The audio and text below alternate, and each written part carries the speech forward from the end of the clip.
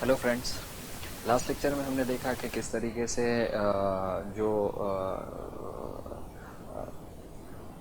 उर्दू के मुख्तलिफ नज़रियात है कि उर्दू कैसे ओरिजिनेट हुई है या उर्दू का जो जन्म हुआ है या पैदाइश हुई है वो कहाँ से हुई है, उससे रिलेटेड डिफरेंट जो मुख्तलिफ नज़रियात है हमने देखे हैं।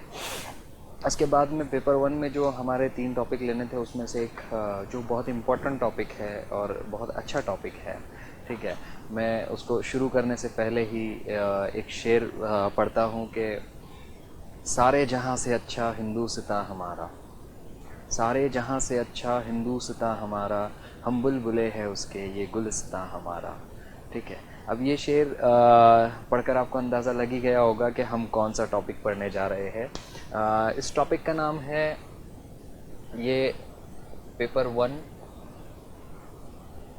पार्ट ए का टॉपिक है कि उर्दू की समाजी और तहजीबी जड़ें।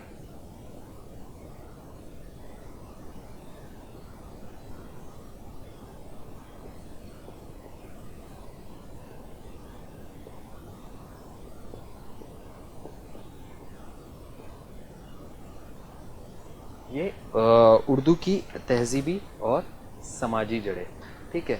ये हमारा आज का टॉपिक है और इस पे हम डिस्कस करेंगे। तो इसीलिए मैंने पहले जो स्टार्ट किया है कि सारे जहाँ से अच्छा हिंदुस्तां हमारा, हम बुलबुले है उसके ये गुलस्तां हमारा।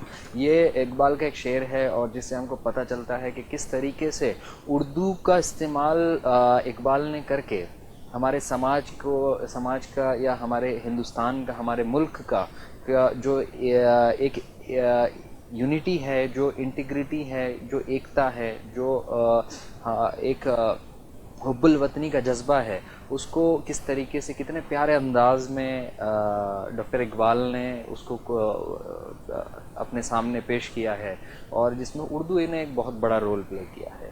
तो बस जिस तरीके से हमको इस शेर से समझ में आ रहा है, इसी तरीके से हम एक आज डिस्कशन करेंगे कि किस तरीके से उर्दू की समाजी और तहजीबी जड़ें किस तरीके से मजबूत है, वो कहाँ पर मिलती है, कहाँ पर पाई जाती है, ठीक है। उसमें कौन कौन लोग इन्वॉल्व है, ठीक है। पूरे तो सारे तो देखने नहीं होंगे लेकिन जितने हम देख सकते हैं उतने हम देखेंगे, ठीक है। उसके बाद में कौन से इसमें चीज़ें, कौन से एरियाज़ इन्वॉल्व है, ठीक है। और ये बड़ा इंटरेस्टिंग टॉपिक है क्योंकि ये एक बहुत वाइड टॉपिक है, ठीक है।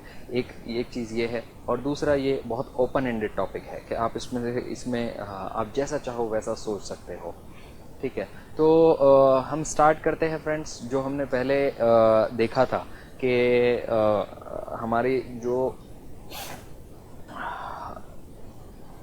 तारीख़ी जो पस मंज़र है कि उर्दू की जब हम समाज की बात करते हैं या हम तहज़ीब की बात करते हैं तो इसका एक तारीख़ी पस मंज़र होता है, और जब उर्दू की बात कर रहे हैं और तहज़ीब की बात कर रहे हैं तो उसका भी तारीख़ी पस मंज़र है। और उर्दू की जड़ें, उर्दू की जो जड़ें हैं वो हिंदुस्तान में पेवस्त है, ठीक है। तो इससे हमको पता चलता है कि हिंदुस्तान का अगर कभी हमको समाजी और तहजीबी जड़ें ढूंढनी है तो वो हिंदुस्तान में ही मिलेगी, क्योंकि उर्दू में, उर्दू की शेर व शायरी में, उर्दू के अदब में, उर्दू का जितना भी रिसोर्स पूल है उसमें हिंदुस्तानी तहज़ीब की रूह सिमट आई है। और उसी तहज़ीब को जिस तरीके से हमने वो पहले एक शेर कहा था, ऐसे नंबर ऑफ़ शेर्स है, ठीक है। अगर आप अकबर इलाहाबादी के अगर शेर देखिएगा या आप किसी इसी तरह के और भी अगर लोगों के अगर राइटिंग्स अगर आप देखेगा तो आपको पता चलेगा कि कितनी अच्छी तरीके से उन लोगों ने हमारे मुल्क को या हमारे तहज़ीब को या हमारे समाज को रिप्रेजेंट किया है, हमारे सामने लेकर आया है, ठीक है। तो हम सबसे पहले स्टार्ट करते हैं तारीख़ी पस मंज़र से।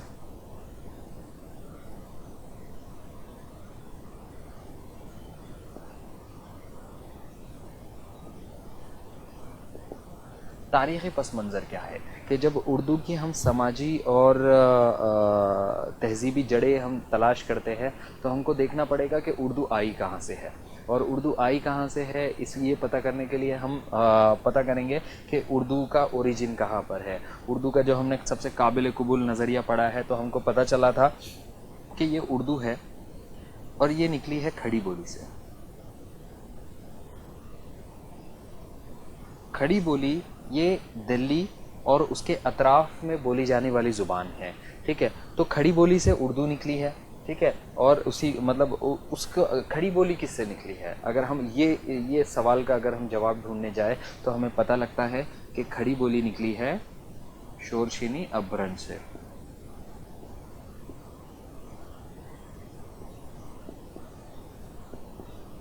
اب شورشینی اپبھرنش جو ہے وہ دلی اور نوائے دلی کے ایریا جو ہے، ٹھیک ہے، اس کے آس پاس میں بولی جانے والی اپبھرنش ہے، کیونکہ یہ مدھیہ دیشیہ جو سنسکرت کی ایک مقامی بولی تھی اس سے نکلی ہے. تو ہم دھیرے دھیرے اگر ہم اور اوپر جائے، اگر ہم اس کے اوپر کی اور ایک کڑی تلاش کریں کہ شورشینی اپبھرنش نکلی کس سے ہے، تو شورشینی اپبھرنش کا ہمیں پتہ ملتا ہے کہ یہ شورشینی پراکرت سے نکلی ہے. شورشینی پراکرت سے نکلی ہے. اور شورشینی پراکرت سے اگر ہم نکلی، اگر پراکرت اگر شورشینی اپبھرنش نکلی ہے تو ہم کو یہ پتہ کرنا ہوگا کہ شورشینی پراکرت کس سے نکلی ہے. تو شورشینی پراکرت کے اگر ہم اور اوپر جائیں تو شورشینی یہاں پہ ہم کو ملے گا مدھیہ دیشیہ.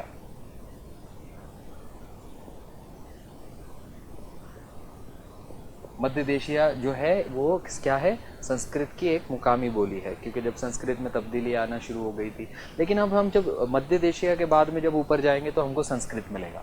تو سنسکرت دیکھو، آپ کو یہ پتہ لگ گیا ہے ابھی اس سے کہ جو اردو کی جڑ ہے، ٹھیک ہے، وہ سنسکرت تک جا کے ملتی ہے. اردو کا جو سلسلہ ہے وہ سنسکرت تک جا کے ملتا ہے. تو اسی سے ہمارے بہت سارے جو ہمارا لسانی تشکیل ہماری اردو کی ہوئی ہے وہ اسی کڑی سے یا اسی جگہ سے ہوئی ہے جہاں پر سنسکرت نے تقریباً بہت صدیوں تک کے راج کیا، ٹھیک ہے. اس کے بعد میں وہاں پہ دھیرے دھیرے یہ ٹرانزیشن ہوتا رہا اور آج جدید ہند آریائی کی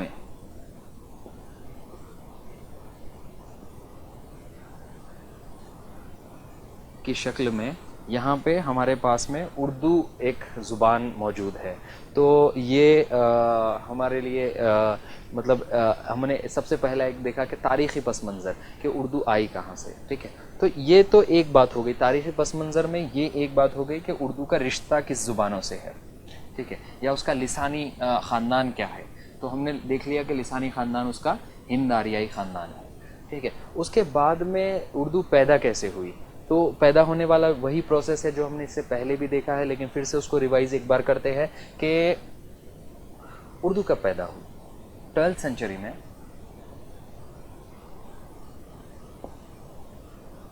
یا 12ویں صدی میں، 12ویں صدی عیسوی میں جب مسلمان ہجرت کر کے یا سینٹرل ایشیا سے جب وہ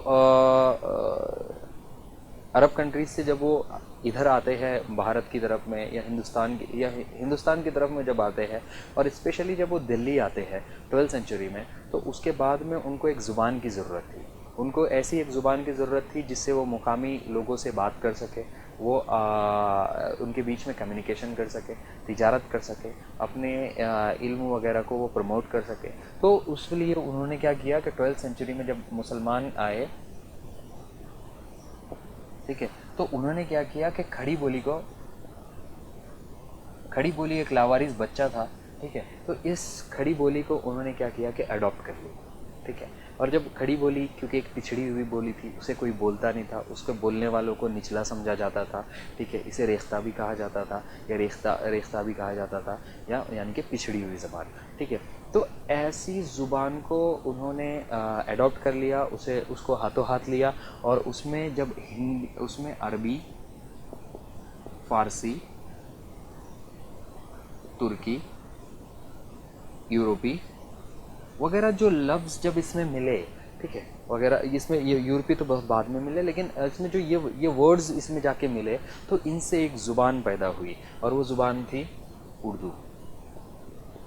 تو یہ ایک دوسرا مطلب ہم نے پروسیس دیکھا کہ کس طریقے سے وہ پیدا ہوئی، ٹھیک ہے. لیکن اگر ہم اردو کے اس پروسیس سے اگر ہم کو پتہ چلتا ہے کہ کس طریقے سے اردو پیدا ہوئی، ٹھیک ہے. یہاں پہ ایک چیز غور کرنے کی ہے کہ जहाँ पर खड़ी बोली से उर्दू निकली है, साथ में साथ उसमें अरबी और फ़ारसी के भी असरात काफ़ी है, ठीक है। लेकिन ज़्यादातर उस पर जो उसका ढांचा है या जो उसका बेस है, ठीक है, या जो जिस पर उर्दू टिकी हुई है या जो उर्दू कहलाती है, जो उसका असल है, ठीक है, वो खड़ी बोली है, ठीक है, वो हिंदुस्तानी है, वो उसकी जड़ आज भी हिंदुस्तानी है और वो हिंदुस्तानी ज़ुबान है, ठीक है।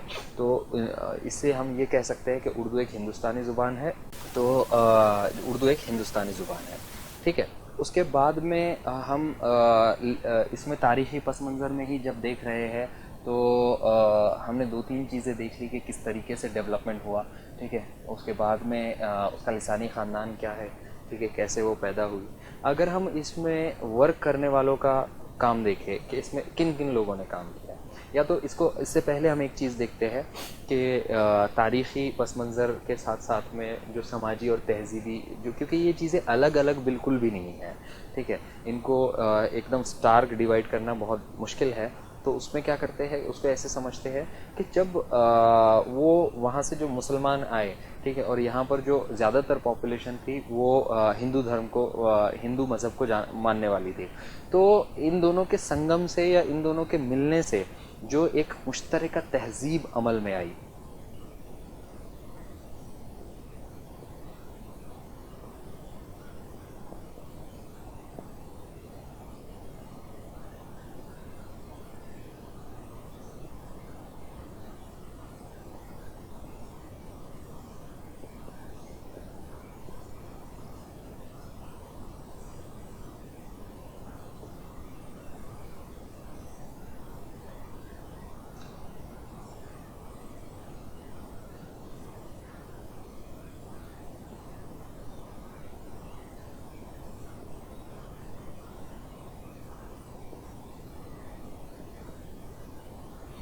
जो ये तहज़ीब अमल में आई कि एक नया कल्चर बना, एक नए रीति रिवाज बने, ठीक है, जिसमें कुछ चीज़ें उधर से ली गई, कुछ चीज़ें इधर से ली गई, ठीक है, तो उसको बोलते हैं मुश्तरका तहज़ीब, और उसी को कहते हैं जिसे हम इस्तेमाल करते हैं या बहुत एक हम जिस पे प्राउड है, वो है गंगा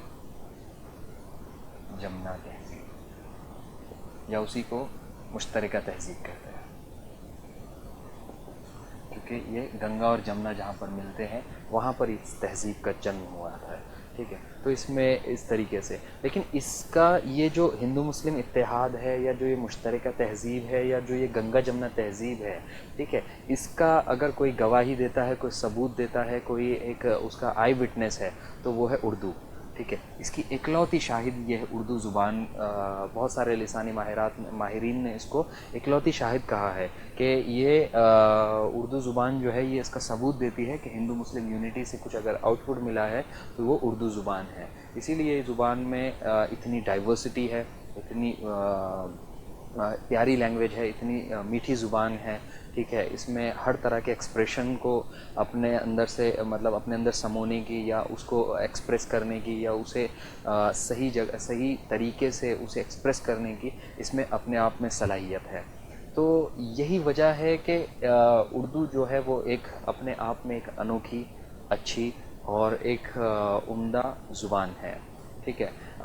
ये इस तरीके से उर्दू पैदा हुई और मुश्तरका तहज़ीब अमल में आई।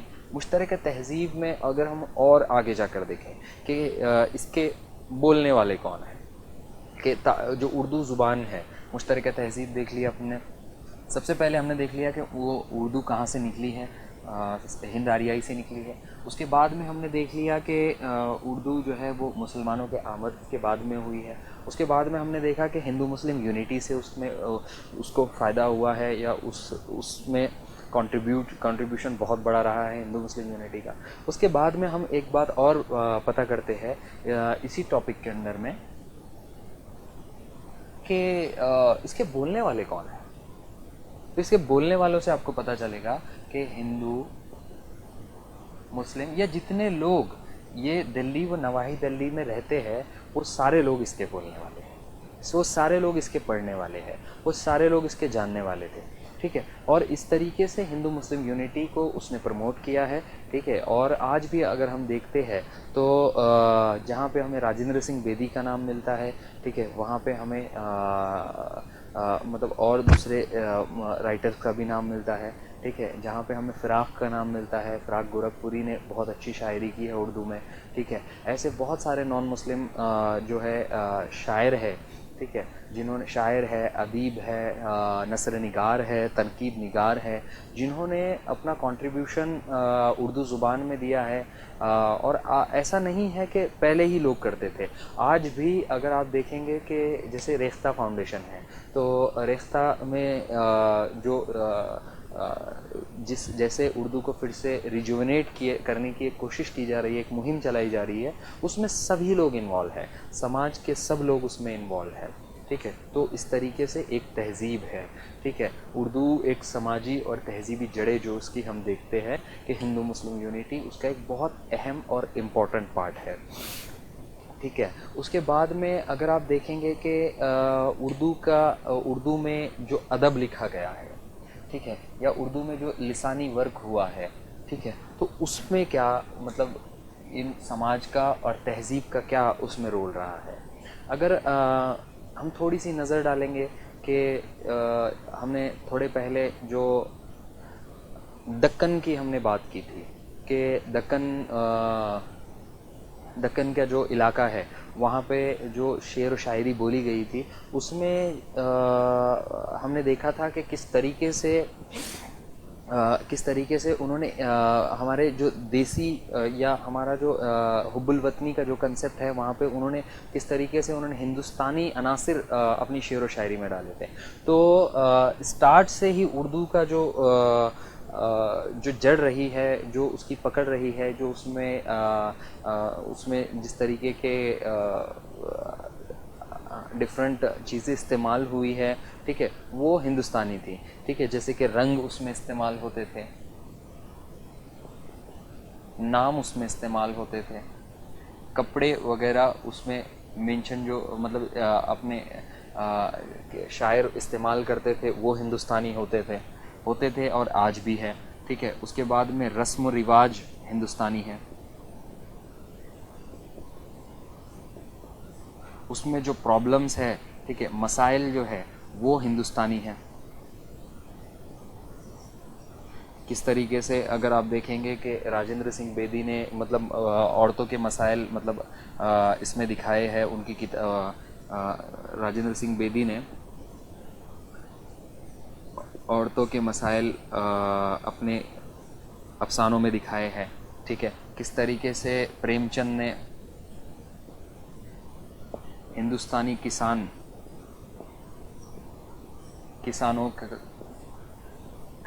کسانوں کے اوپر میں جو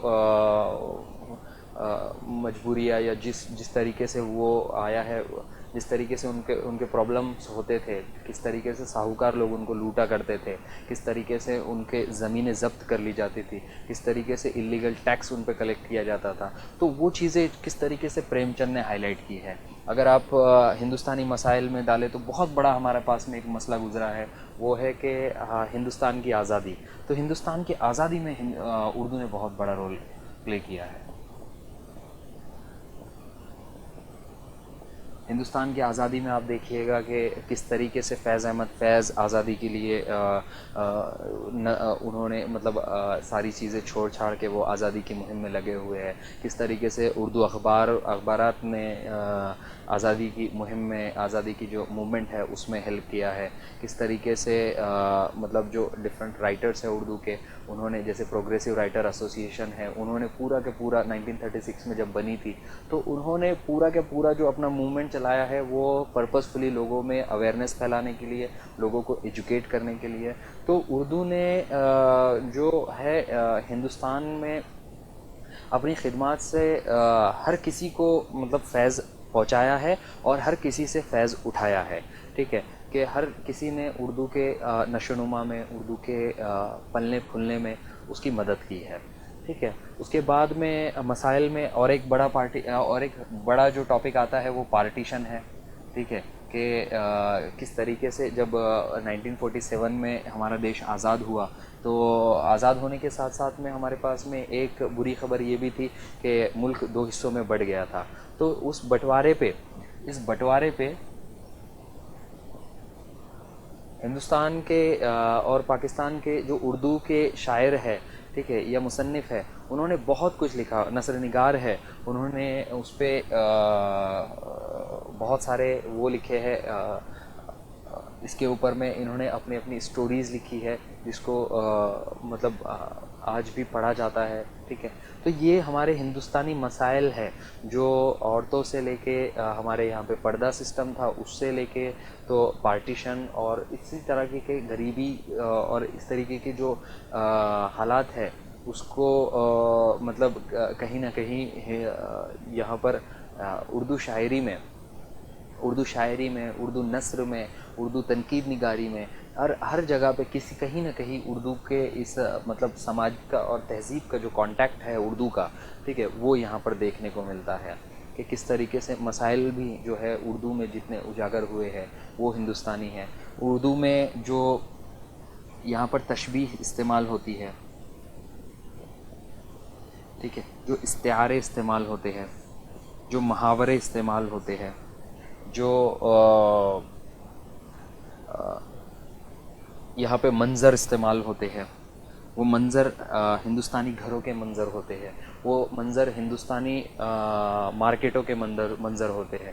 جیسے کہ آپ نے نام سنا ہوگا یہاں پہ دلی میں اردو بازار بھرتا ہے, تو وہ بازار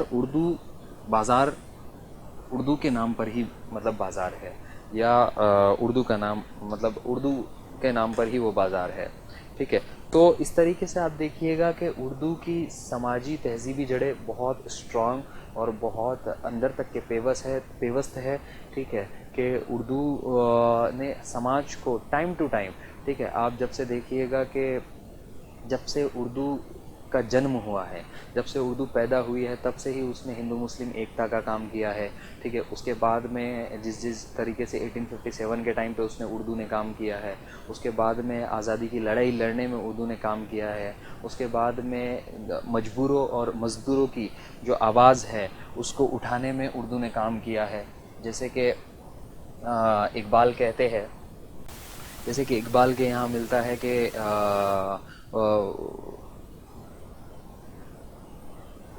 اس کھیت کو مطلب ان کا ایک کچھ شعر ہے, مجھے ابھی ایگزیکٹلی یاد نہیں آ رہا ہے, لیکن ان کا ایک شعر ہے کہ اگر دہقاں کو جس کھیت سے دہقاں کو میسر نہ ہو روزی, اس کھیت کے ہر گوشے جس کھیت سے دہقاں کو میسر نہ ہو روزی, اس کھیت کے ہر گوشے گندم کو جلا دو, ٹھیک ہے. تو اس طریقے سے جب اگر کبھی غریب, مجبور اور مزدور کے اگر آوازوں کو اٹھانے کے لیے اردو کا استعمال ہوا ہے. اگر آپ دیکھیں گے کہ ترقی پسند تحریک جو ہے تو اس میں بہت سارے لوگوں نے اردو کا استعمال, ادب کا استعمال جو ہے تو وہ سوسائٹی کے اپلفٹمنٹ کے لیے استعمال کیا ہے. اگر آپ دیکھیں گے سر سید تحریک کے اوپر اگر آپ جاتے ہیں تو آپ دیکھیں گے کہ وہاں پہ بھی اردو کا استعمال جو ہوا ہے وہ سوسائٹی کے اپلفٹمنٹ کے لیے ہوا ہے, ایجوکیشن کے لیے ہوا ہے, جو وومن ہے ان میں ایجوکیشن کے لیے اس کا استعمال ہوا ہے, سائنٹیفک ایجوکیشن پروموٹ کرنے کے لیے اردو کا استعمال ہوا ہے. آج بھی اردو کا ایجوکیشن کیونکہ اردو ایجوکیشن بہت مشہور ہے, کیونکہ جو ہندوستان کی آبادی ہے اس کا 5 سے 6% جو آبادی ہے ان کی جو مادری زبان ہے وہ اردو ہے.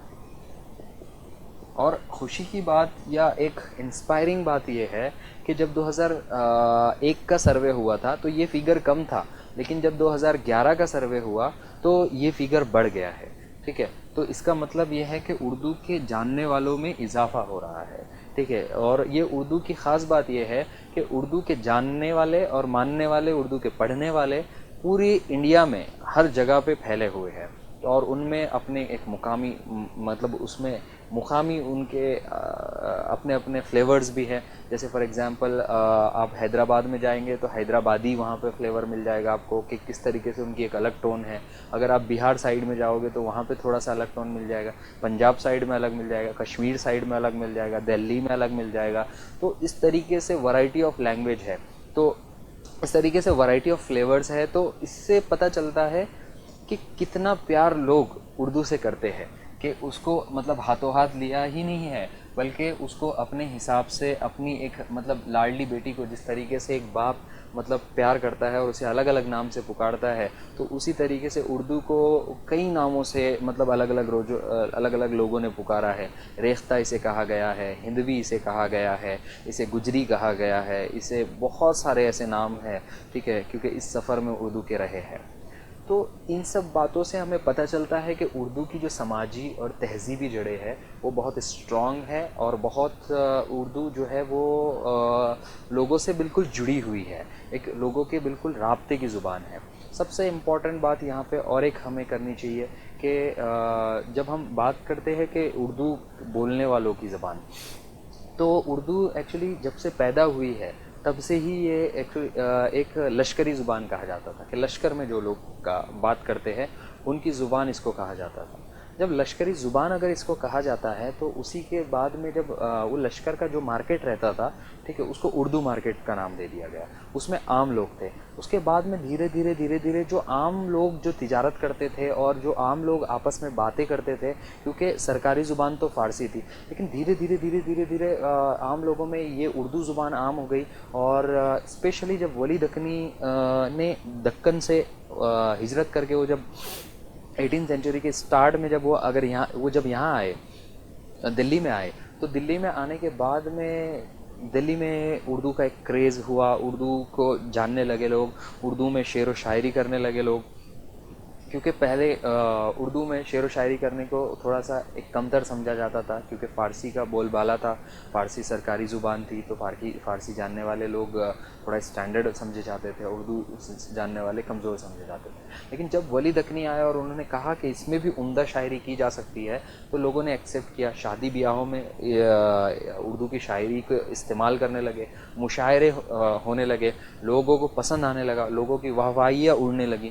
تو اس طریقے سے ہم دیکھتے ہیں کہ اردو کا سماجی اور تہذیبی جڑیں وہ پوری ہر ایریا میں پھیلی ہوئی ہے, ٹھیک ہے. اس کے بعد میں اگر ہم لسانی سطح پر اور ایک چیز کا دیکھیں کہ ذخیرہ الفاظ, ٹھیک ہے, ذخیرہ الفاظ کی سطح پر اگر ہم اردو کی جڑیں دیکھیں تو وہ بھی ہم اگر دیکھیں تو 75% اپروکسیمیٹلی اگر ہم دیکھیں تو وہ ہندوستانی ہے. 25% کے قریب میں جو ہے تو, یا 23% کے قریب میں جو ہے تو وہ عربی و فارسی ہے,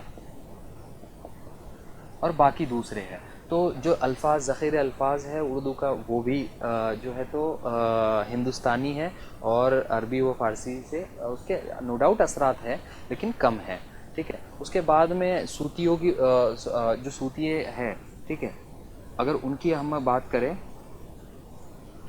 ٹھیک ہے,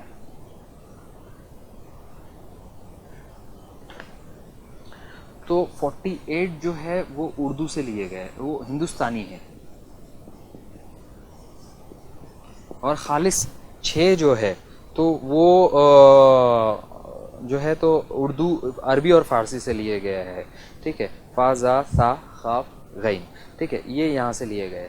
پھر آپ اگر کبھی اور تھوڑا سا اس کو ڈیٹیل میں دیکھیں کہ ان کے علاوہ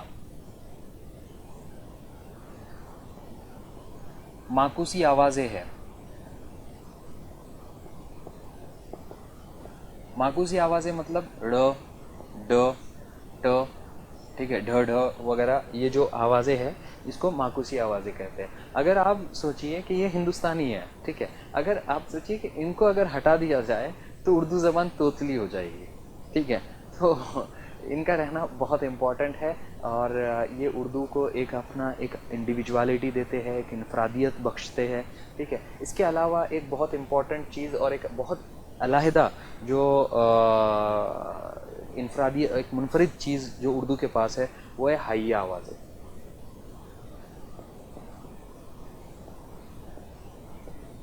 حی آوازیں جو ہے وہ اردو کی اپنی ہے اور اپنے یہاں سے ہندوستان سے ہی وہ ملی ہے. ٹھیک ہے, ساری کے ساری حی آوازیں یہیں مطلب پہ جنم ہوئی ہے. ٹھیک ہے, اس کے بعد میں بہت بار یہ کچھ لوگ یہ آرگیومنٹ کرتے ہیں کہ کیا اردو اگر کبھی ہندوستانی زبان ہے تو کیا صرف بنا عربی و فارسی کے کچھ لفظ استعمال کیے ہوئے, بنا کچھ عربی فارسی کے لفظ استعمال کر کے ہم کچھ ایسے لکھ سکتے ہیں کیا؟ تو یہ ایکسپریمنٹ بھی ہو چکا ہے اور بہت اچھا سکسیزفل رہا ہے کہ رانی کیکتی کی کہانی جو ہے وہ خالص ہندوستانی الفاظ استعمال کر کر کے لکھی گئی ہے. رانی کیکتی کی کہانی, یہ کہانی لکھا ہے انشاء اللہ خواہ انشا نے.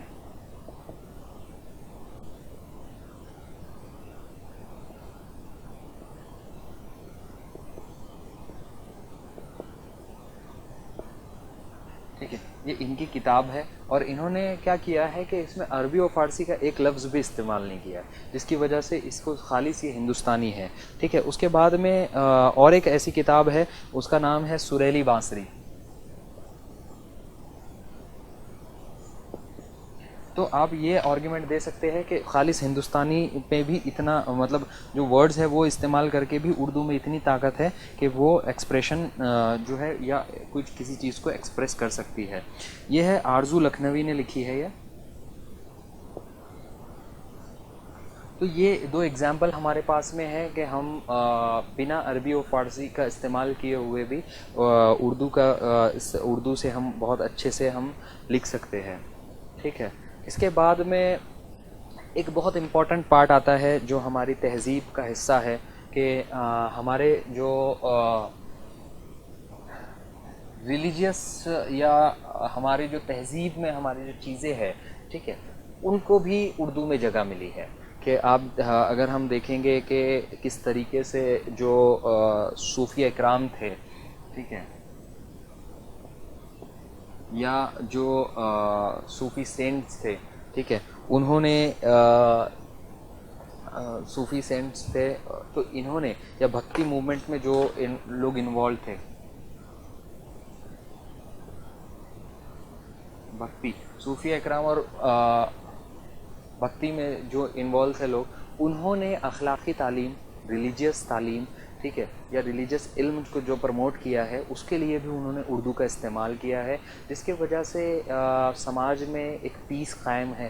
ٹھیک ہے, سماج کو سدھارنے کا کام اردو نے لینگویج نے کیا ہے, آج بھی کر رہی ہے.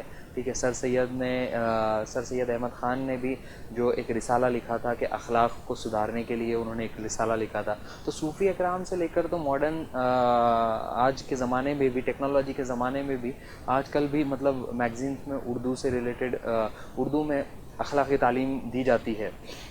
تو یہ بھی ایک بہت اہم رول پلے کرتے ہیں. صوفی اکرام نے بھی اسپیشلی اردو کے ڈیولپمنٹ میں بہت اہم رول پلے کیا ہے. صوفی اکرام اور صوفیزم یا ریلیجیس یا اچھے اخلاق کی جو ہمارا ایک ٹریڈیشن اور ایک تہذیب رہی ہے, اسی کی وجہ سے تھوڑا صوفیانہ یا تصوف کا جو رنگ ہمیں ملتا ہے,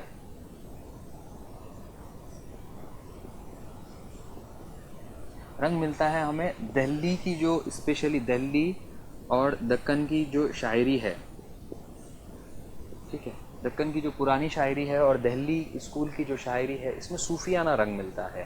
ٹھیک ہے, تو تصوف کا رنگ ہمیں ملتا ہے. تو یہ بھی ہمارے ایک تہذیب کا پارٹ ہے کہ ہمارے یہاں پہ جو صوفی اکرام یا جو ریلیجن کی تعلیم ہمارے یہاں پہ جو مذہب کی تعلیم دی جاتی ہے, ٹھیک ہے, اسی طرح سے ہمارے جو شاعری ہے یا جو ہمارے کتابیں نثر کی ہے ان میں ایک لحاظ ہوتا ہے. ایک جو عاشق ہے وہ اپنے معشوق کو مل نہیں پاتا, اور اس میں جو ایک کنسیپٹ ہے اسپیشلی کہ وصال سے موت عشق کی موت ہو جاتی ہے. تو وہ پاک محبت, وہ پاک رشتہ اور وہ پاک سوچ اور وہ ساری چیزیں ہمیں ہماری تہذیب سے ملتی ہے, اور وہ تہذیب ہماری جو ہے تو مشترکہ تہذیب یا گنگا جمنا تہذیب کہلاتی ہے.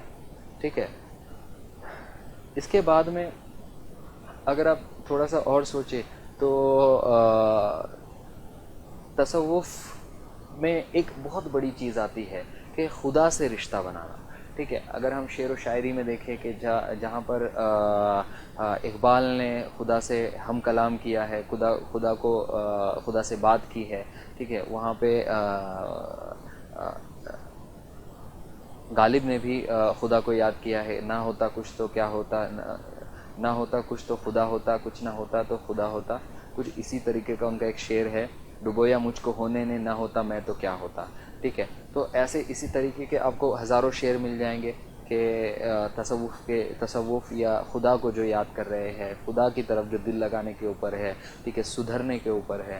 ٹھیک ہے, اخلاقی تعلیم دیتے ہیں, جو انسان دوستی سکھاتے ہیں, جو جانوروں سے محبت سکھاتے ہیں, جو آپس میں پیار بانٹنے کا کام کرتے ہیں.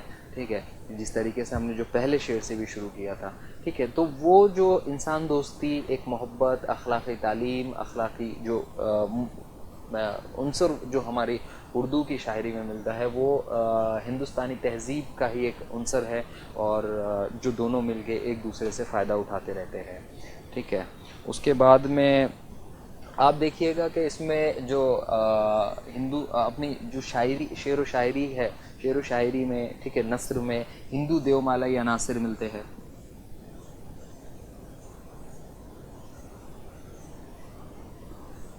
ہندو دیومالائی عناصر ملتے ہیں.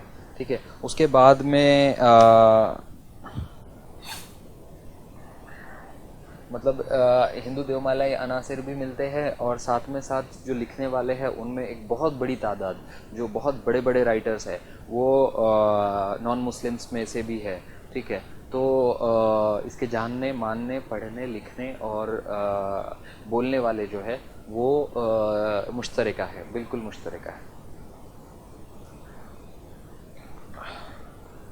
حب الوطنی سے ریلیٹڈ اگر آپ دیکھیں تو اقبال, فراق, نذیر اکبر آبادی, اور اسپیشلی نذیر اکبر آبادی کو تو آل احمد سرور نے کہا ہے کہ آپ تو ہندوستانی تہذیب کے عاشق ہو. ٹھیک ہے, تو اس طریقے سے ہندوستانی تہذیب اور سماجی جڑیں ہمیں یہاں پہ ملتی ہے. ٹھیک ہے, اس کے بعد میں فراق کی اگر آپ شاعری دیکھو تو کس طریقے سے انہوں نے جو مندر میں جلنے والے چراغ کی بات کی ہے. ٹھیک ہے, انہوں نے نئے نئے طریقے کے اپنے تشبیہات استعمال کیے, استعارے استعمال کیے ہیں. ٹھیک ہے, انہوں نے نئے نئے محاورے استعمال کیے ہیں, تو کس طریقے سے بالکل انہوں نے ہندوستانی پن لایا ہے اس میں. ٹھیک ہے, تو یہ چیزیں ہمیں بہت یاد رکھنے کی ہے, بہت غور کرنے کی ہے کہ یہ بہت امپورٹنٹ چیزیں ہیں. ٹھیک ہے, اس کے بعد میں کچھ ایگزامپلس میں آپ کو بتاتا ہوں یہاں پہ کہ کس طریقے سے آپ دیکھیے کہ اردو شاعری میں آپ کو ایک مشترکہ تہذیب یا ہندوستانی تہذیب کی عکاسی نظر آئے گی. اردو ایک ایسا آئینہ ہے, اردو ایک ایسا آئینہ ہے جس میں اردو کی ہماری جو ہندوستانی تہذیب ہے, ٹھیک ہے, اس کا پورا عکس نظر آتا ہے. ٹھیک ہے, ایک شعر میں بتاتا ہوں کہ سمت کاشی سے چلا, سمت کاشی سے چلا جانب متھرا بادل, سمت کاشی سے چلا جانب متھرا بادل, برق کے کاندھے پر لاتی ہے صبا گنگا جل. ٹھیک ہے, تو یہ بالکل ہماری ہندوستانی تہذیب کا عکس اس شعر میں دیکھنے کو ملتا ہے. اس کے بعد میں سانولی دیکھ کے صورت کسی متوالی کی, ہوں مسلمان مگر بول اٹھا جے کالی کی. ٹھیک ہے, تو یہ شعر ہے. ایسے ہزاروں شعر آپ کو مل جائیں گے, ہزاروں آپ کو کتابوں سے ریفرنس مل جائے گا جس میں آپ کو پتہ چلے گا کہ کس طریقے سے اردو جو ہے اس کی سماجی اور تہذیبی جڑیں جو ہے وہ ہندوستان کی سرزمین میں پیوست ہے. ٹھیک ہے, اور اس کے بعد میں اگر آپ دیکھیں کہ اگر آپ جہاں پر مادری زبان کی بات ہو گئی, اس کے بعد میں یہ ہندوستان کے ہمارے جو کانسٹیٹیوشن ہے اس میں بھی یہ 8th شیڈیول میں ایک امپورٹنٹ لینگویج ہے. تو 8th شیڈیول کی لینگویج ہے, ٹھیک ہے, ون آف لینگویج, اس میں سے ایک لینگویج ہے یہ اردو. ٹھیک ہے, اور ابھی اگر آپ آج کے دور میں دیکھیں تو آج کے میڈیا کے دور میں یا آج ٹیکنالوجی کے دور میں اردو کے ماننے والے, اردو کے پڑھنے والے اور اردو کے جاننے والوں میں ترقی ہو رہی ہے. اسپیشلی جب سے ٹیکنالوجی کو اردو نے, کیونکہ اردو ایک حساس زبان ہے, اس نے وقت کے ساتھ اپنے کو بدلا ہے. ٹھیک ہے, آج اردو کے پڑھنے والوں میں ایک بڑی تعداد میں ایسے لوگ شامل ہیں جن کا اردو سے کبھی کوئی لینا دینا نہیں رہا ہے، لیکن پھر بھی وہ اردو کو جاننا چاہتے ہیں. اردو کی شعر و شاعری اگر آج بھی ایک فلم میں اگر آ جاتی ہے تو ٹالیوں سے جو تھیٹر ہے وہ گونج اٹھتا ہے. آج بھی اگر کبھی کوئی اسپیچ ہوتی ہے، اگر کوئی امپورٹنٹ ایونٹ ہوتا ہے اور ایک شعر اگر کبھی وہاں پر آ جائے کہ جیسے کہ خودی کو کر بلند اتنا کہ ہر تقدیر سے پہلے خدا بندے سے خود پوچھے بتا تیری رضا کیا ہے. ٹھیک ہے، تو یہ شعر سن کر ہی پوری جو پبلک ہے یا جو سننے والے لوگ ہیں ان پر بالکل ایک الگ اثر ہوتا ہے. تو یہ ایک اردو کا جادو ہے جو سر چڑھ کے بولتا ہے. ٹھیک ہے، تو یہ بہت علیحدہ چیز ہے کہ اردو کے پاس میں وہ ایک ہتھیار ہے جو دل پر وار کرتا ہے، جو دل پر اثر کرتا ہے.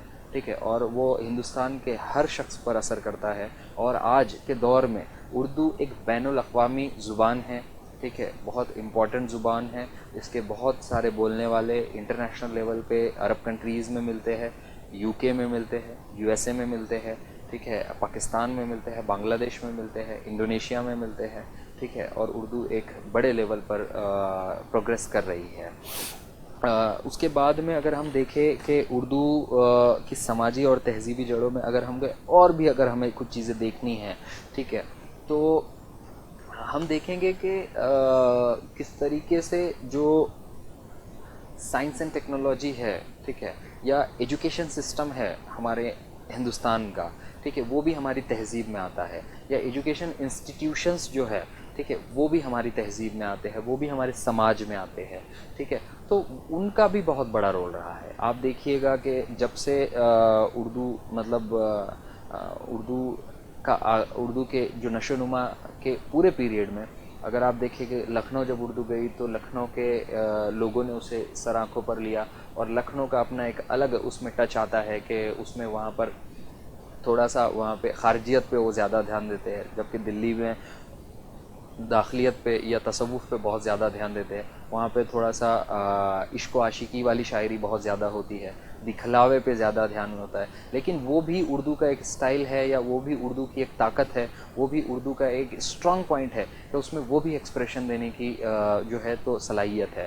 اردو اگر ہم نے جیسے کہ ہم نے اس سے پہلے دیکھ بھی لیا کہ بالی ووڈ میں جو سنیما میں جو گانے بنتے ہیں، اور اسپیشلی جو اردو کے پیور گانے ہوتے ہیں، ان کی لائف جو ہوتی ہے وہ لائف بہت بڑی ہوتی ہے.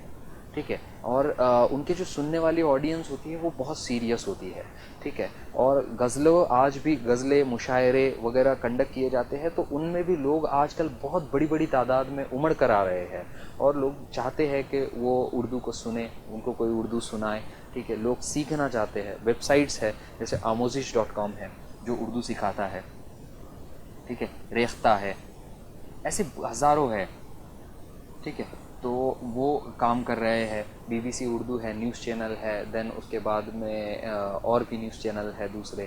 ٹھیک ہے، اخبارات شائع ہوتے ہیں. ٹھیک ہے، تو بہت ساری چیزیں ہیں جو اردو میں ہو رہی ہے اور ہوتی رہتی ہے.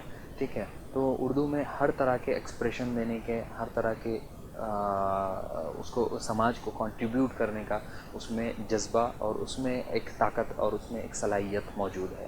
ہم بات کر رہے تھے کہ انسٹیٹیوشنس کی، تو انسٹیٹیوشنس جس طریقے کا ہم نے دیکھا کہ فورٹ ولیم کالج میں کس طریقے سے اردو نے اپنا اہم رول پلے کیا، کہ میرامن نے ہماری جو تہذیب ہے وہ تہذیب باغ و بہار کے ذریعے سے جو فارینر یا جو وہاں سے آئے ہوئے لوگ تھے، اپنے یہاں سے جو یو کے سے جو لوگ آئے تھے، جو سول سرونٹ آئے تھے.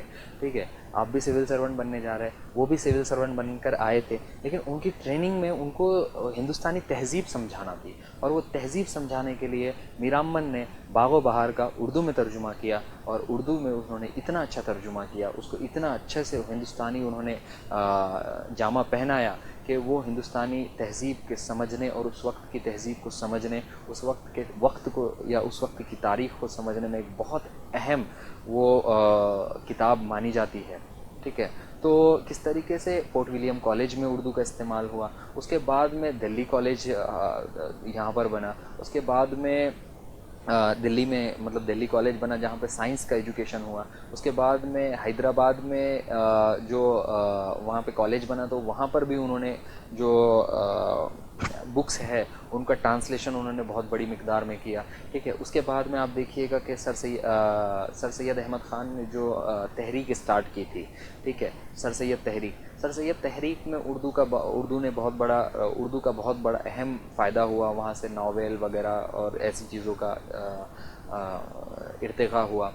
اس کے بعد میں آپ دیکھیے کہ جب انڈیپینڈنس موومنٹ تھی اس کے بعد میں بہت ساری یونیورسٹیز قائم ہوئی. تو جامعہ ملیہ جیسے انسٹیٹیوٹ ہے یا جیسے اور بھی بہت سارے انسٹیٹیوٹ ہے، تو ان کا بہت اہم رول رہا ہے. سینٹرل گورنمنٹ کا بہت اہم رول رہا ہے کہ جتنی جیسے کہ NCERT کی بک ہوتی ہے، ٹھیک ہے، تو وہ اردو میں مہیا ہوتی ہے، وہ اردو میں مل جاتی ہے. تو ایجوکیشن کا وہ ایک بہت اہم رول ہے، ٹھیک ہے. اس کے بعد میں کلچرل اکیڈمیز جو ہے، اردو کی نیشنل اردو کونسل ہے، ٹھیک ہے. دین اس کے بعد میں اردو کے پروموشن کے لیے گورنمنٹ بہت سارے انیشیٹیوز لیتی ہے. تو اردو کے لیے کہیں نہ کہیں ایک آج بھی ایک فیوریبل طبقہ ہے، ایک آج بھی ایک لوگ محنت کر رہے ہیں، اردو کے پروگریس ہو رہی ہے. اردو کو کہیں نہ کہیں تہذیب سے جڑا کر صرف دیکھا ہی نہیں جاتا، بلکہ جو حقیقت بھی ہے کہ وہ ہماری تہذیب اور اردو کو ہم الگ الگ نہیں کر سکتے ہیں، ٹھیک ہے. اردو میں جو ہندوستانی تہذیب ہے اس کی ساری جو روح ہے وہ اردو میں سمٹ آئی ہے. اگر ہندوستان کو سمجھنا ہے تو اردو پڑھیے، اگر اردو کو سمجھنا ہے تو ہندوستان کو سمجھیے، ٹھیک ہے. تو اسی طریقے سے اردو ایک بہت اہم اور امپورٹنٹ لینگویج ہے، جس کا سماجی اور تہذیبی جو جڑیں ہے وہ بالکل ہم دیکھ سکتے ہیں کہ ہر ایریا میں، ٹھیک ہے. بالکل ہم نے دیکھ لیا ہوگا کہ صوفیزم سے لے کے جب سے اردو اسٹارٹ ہوئی ہے تب سے لے کے سرکاری زبان رہ چکی ہے اردو، ٹھیک ہے. وہ نئے جو فارینر آتے ہیں ان کو سکھانے کی زبان رہ چکی ہے اردو، ٹھیک ہے. یہ ریلیجیس یا مذہبی جو تعلیمات ہے اس کو دینے کے لیے اردو کا استعمال ہوتا ہے. مدرسوں نے اردو کا استعمال کیا ہے، ٹھیک ہے. اس کے بعد میں نیوز پیپر وغیرہ اشاعت کے لیے بھی اردو کا استعمال ہوا ہے. آپ نے دیکھا کہ کس طریقے سے رائٹرز نے اس کا استعمال، شعر و شاعری کا استعمال سماج کو سدھارنے کے لیے کیا ہے. ایجوکیشن، سائنٹیفک ایجوکیشن اور اسی طرح کا ہر ٹائپ کا ایجوکیشن کو بھرپور طریقے سے اس کے مقصد کو یا اس کو نبھانے کی جو صلاحیت ہے وہ اردو میں پائی جاتی ہے، ٹھیک ہے. انسٹیٹیوشنس لیول پہ اردو بہت کامیاب ہے. اس کے بعد میں غزل جو ہے اردو کی وہ بہت پاپولر ہے، انٹرنیشنل لیول پہ پاپولر ہے.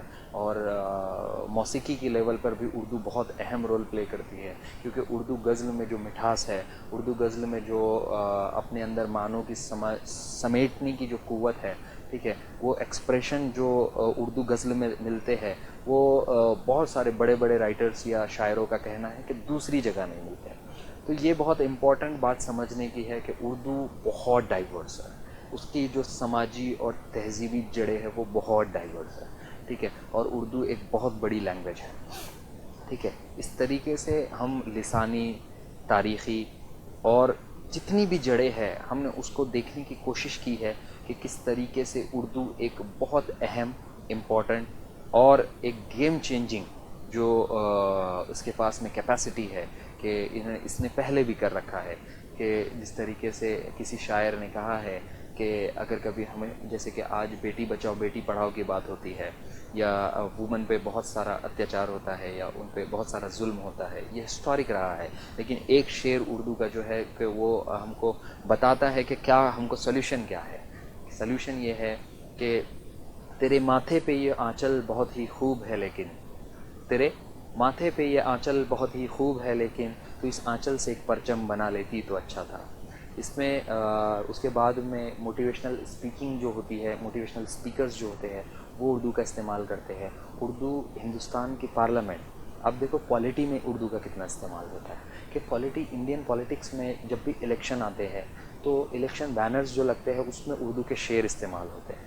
الیکشنز کے جو ریلیز ہوتی ہے یا جو الیکشن کا، کیونکہ یہ سماج کا حصہ ہے، ٹھیک ہے، یہ سماج کا حصہ ہے کہ جو NGOز ہے، جو پولیٹیکل پارٹیز ہے یا جو بھی سول سوسائٹی آرگنائزیشن ہے، جب وہ لوگوں کو جمع کرتے ہیں تو ان کو ضرورت ہوتی ہے کہ ایسی لینگویج کی جو لوگ سمجھ پائے، اور وہ لینگویج اردو ہے، ٹھیک ہے. تو وہ اردو کا استعمال کرتے ہیں اپنی تقریروں میں، اپنے جو بھی وہ چیزیں استعمال کرتے ہیں اس میں وہ اردو کا استعمال کرتے ہیں. آپ دیکھیے پارلیمنٹ میں اردو کا استعمال ہوتا ہے. میں ایک قصہ آپ کو سناؤں گا کہ جب منموہن جی سے سشما سوراج جی نے کہا کہ مجھے تو ادھر ادھر کی نہ بات کر، یہ بتا کہ قافلہ کیوں لوٹا. سشما سوراج جی نے کہا تو ادھر ادھر کی نہ بات کر، یہ بتا کہ قافلہ کیوں لوٹا، مجھے رہزنوں سے گلا نہیں، مجھے اسی طریقے سے کچھ ہے، معافی چاہتا ہوں میں بھول گیا ہوں کہ مجھے مطلب وہ لیڈر پہ شک ہے. ٹھیک ہے. تو بہت ٹائم کے بعد میں منموہن سنگھ جی کھڑے ہوئے اور انہوں نے ایک شعر اٹھایا اور شعر کا جواب انہوں نے شعر سے دیا کہ ہزاروں سوالوں سے، ہزاروں جوابوں سے اچھی ہے میری خاموشی، ہزاروں جوابوں سے اچھی ہے میری خاموشی، ہزاروں سوالوں کی آبرو رکھتی ہے. تو اس طریقے سے اردو آج بھی اور ان فیوچر بھی اس میں دن دگنی اور رات چوگنی اس میں ترقی ہو رہی ہے. اردو ایک بہت امپورٹنٹ زبان ہے اور اس کے پڑھنے والے لگاتار بڑھتے جا رہے ہیں. اسی طریقے سے ترقی ہو. ٹھیک ہے. ابھی تک تو اردو کا سفر یہاں تک آیا ہے لیکن ابھی بہت آگے جانا ہے. ٹھیک ہے. اس لیے بس ایک شعر پہ اس سیشن کو ختم کرتے ہیں کہ ستاروں سے آگے جہاں اور بھی ہے، ستاروں سے آگے جہاں اور بھی ہے، ابھی عشق کے امتحاں اور بھی ہے، ابھی تو ناپی ہے مٹھی بھر زمین، ابھی تو سارا آسمان باقی ہے. Thank you very much.